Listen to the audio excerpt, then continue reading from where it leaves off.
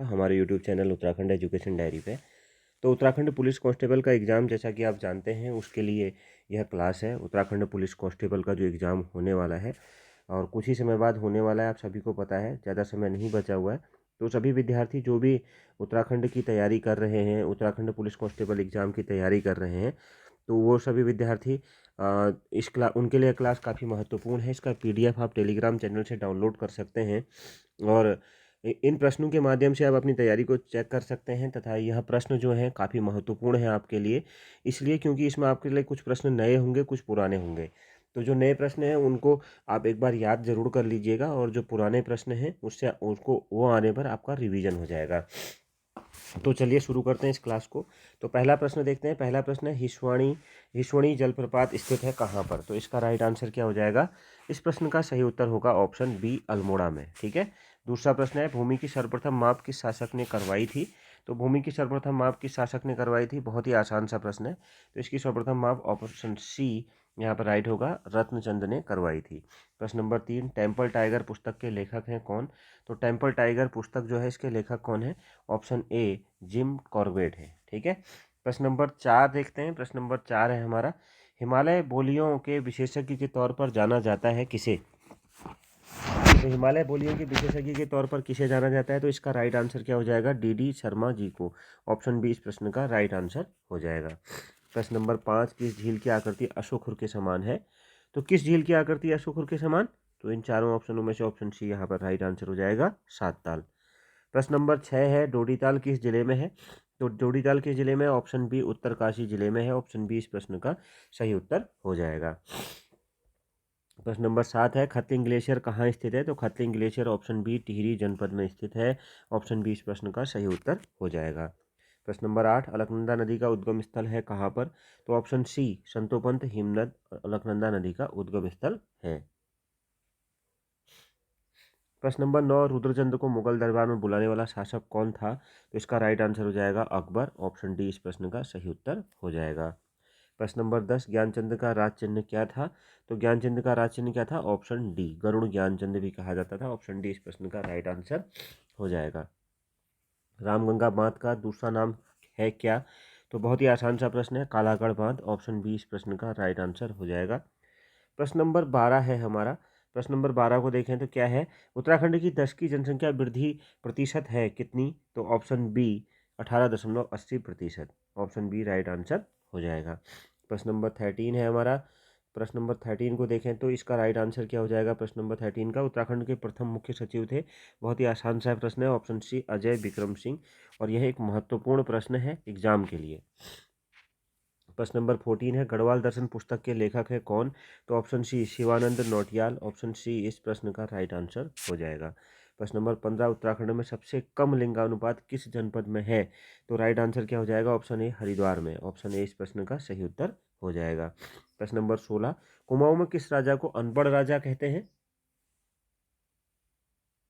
तो किस राजा को अनपढ़ राजा कहा जाता है? इसका सही उत्तर क्या हो जाएगा? ऑप्शन डी, कल्याण चंद को कहा जाता है। ऑप्शन डी इस प्रश्न का सही उत्तर हो जाएगा। प्रश्न नंबर 17 है।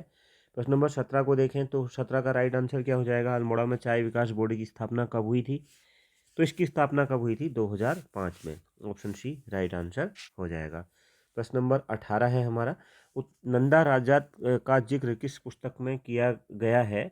तो इसका राइट आंसर क्या हो जाएगा?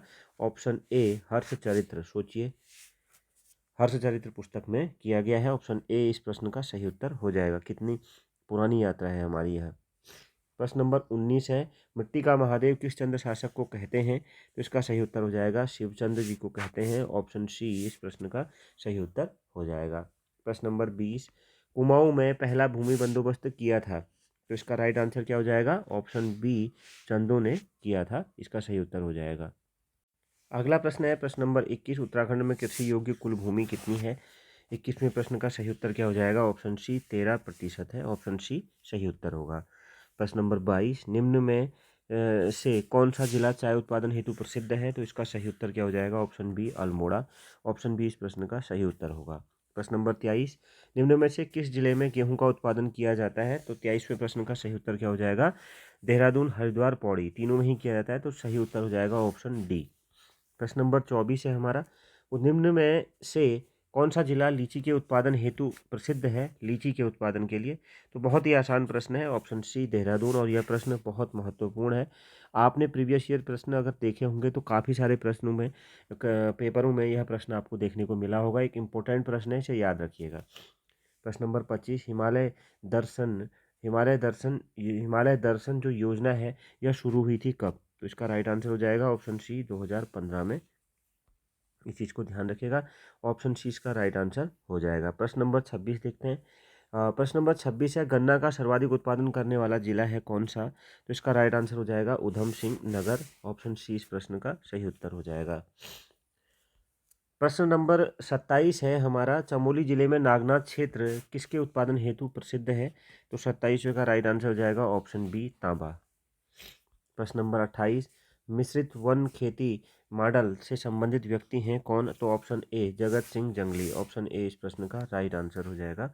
प्रश्न नंबर 29 है,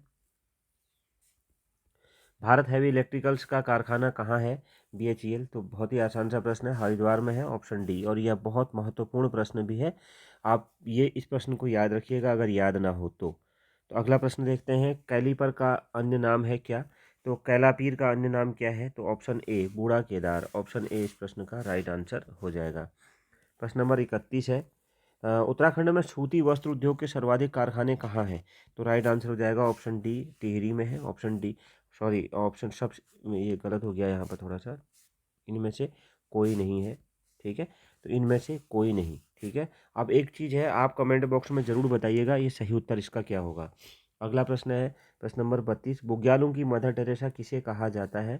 तो बुग्यालों की मदर टेरेसा किसे कहा जाता है? ऑप्शन बी रूपा देवी जी को कहा जाता है। ऑप्शन बी राइट आंसर हो जाएगा। प्रश्न नंबर 33, हाथी पांव पर्वत कहाँ पर स्थित है? ये एक महत्वपूर्ण प्रश्न है, इसे ध्यान रखिएगा। तो ऑप्शन बी मसूरी में। ऑप्शन बी इस प्रश्न का राइट आंसर हो जाएगा।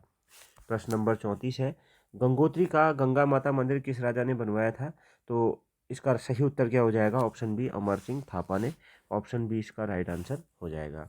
प्रश्न नंबर 35 HMT का कारखाना कहाँ स्थित है? तो यह कारखाना रानीबाग में स्थित है और यह कहाँ पड़ता है? नैनीताल जिले के अंतर्गत आता है, ये ध्यान रखिएगा। अब यह कारखाना बिल्कुल पूरी तरह से ख़त्म हो चुका है, यहाँ कुछ है नहीं, खाली अवशेष है, कभी था। ठीक है, प्रश्न नंबर 36 है, और प्रसिद्ध कत्था फैक्ट्री कहाँ स्थित है? तो इसका राइट आंसर क्या हो जाएगा? ऑप्शन बी हल्द्वानी में स्थित है। ठीक है, यह भी नैनीताल जिले के अंतर्गत है और यह प्रश्न बहुत बार पूछा भी गया है, ये बहुत इंपॉर्टेंट प्रश्न है, इसको ध्यान रखिएगा। तो आप लोग इसका लिंक, इसका PDF टेलीग्राम चैनल से डाउनलोड कर सकते हैं, लिंक डिस्क्रिप्शन में आपको मिल जाएगा। तो इस क्लास को यहीं पर समाप्त करते हैं। आप अपनी तैयारी को जारी रखिए, खूब अच्छे से तैयारी करिए, ज़्यादा से ज़्यादा क्लासें आपको मिलेंगी। इसके बाद GS की क्लास आएगी, फिर हिंदी की क्लास आएगी, इसके बाद रीजनिंग की भी क्लासें आएंगी। तो मिलते हैं नेक्स्ट क्लास में। Thank you very much.